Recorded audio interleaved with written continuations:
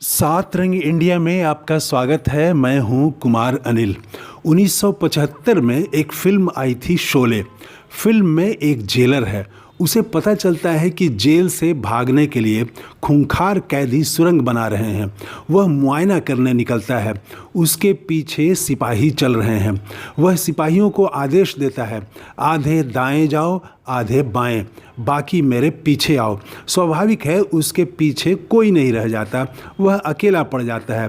फिर जो हुआ वो आप जानते हैं। फिल्म के दोनों नायक जेल से भाग जाते हैं।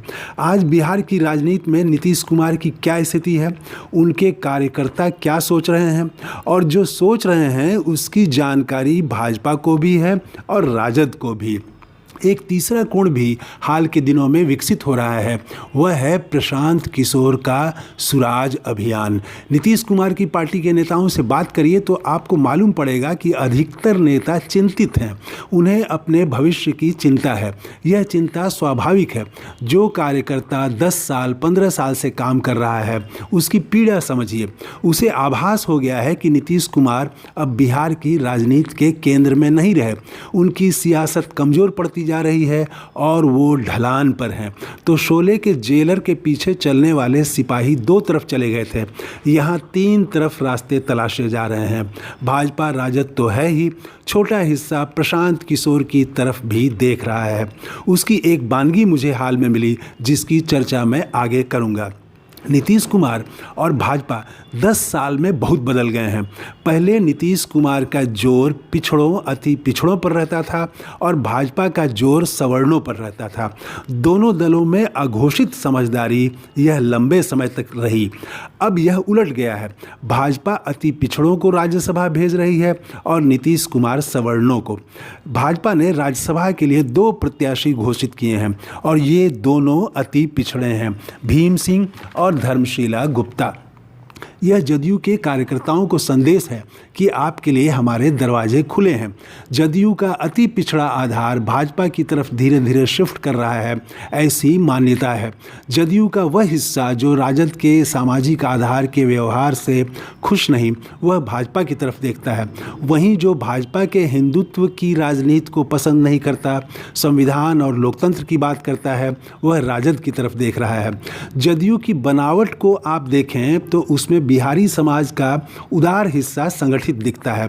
मुख्य रूप से जो राजद के सामाजिक आधार के व्यवहार को पसंद नहीं करता और जो भाजपा के हिंदुत्व की राजनीति के साथ भी नहीं जा सकता, जो लोकतंत्र भाईचारा चाहता है, विकास चाहता है, अति पिछड़े दलित जो राजनीतिक हिस्सेदारी चाहते हैं, ऐसे ही लोग जदयू के साथ रहे हैं। अब जबकि नीतीश बिहार को आगे ले जाने के लिए कोई नया नारा, कोई नया अभियान, कोई नई दृष्टि नहीं दे पा रहे हैं और उनके थक जाने की बातें कही जा रही हैं, तो बिहारी समाज का यह उदारवादी हिस्सा जो उनके पीछे चल रहा था वह भी अपनी नई राह तलाशने में लग गया है। राजद और भाजपा 2 विकल्प हैं, एक तीसरा विकल्प भी खड़ा हो रहा है। मेरे एक मित्र हैं, गांधीवादी हैं, वे लंबे समय तक नीतीश कुमार के प्रशंसक रहे। 2 दिन पहले मालूम हुआ कि उन्होंने प्रशांत किशोर के संगठन जन सुराज की सदस्यता ले ली है।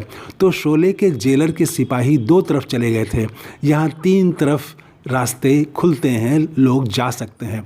72 साल के नीतीश कुमार की विश्वसनीयता बहुत गिरी है। विधानसभा में वे तेजस्वी यादव की किसी बात का जवाब नहीं दे पाए।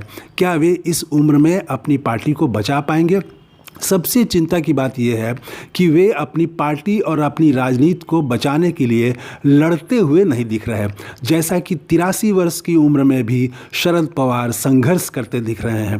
प्रधानमंत्री मोदी भी 73 साल के हैं, लेकिन वे विपक्ष को ध्वस्त कर देने के अपने अभियान में जुटे हैं।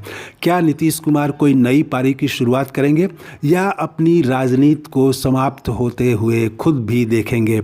आपकी राय क्या है, कमेंट करके ज़रूर बताइए।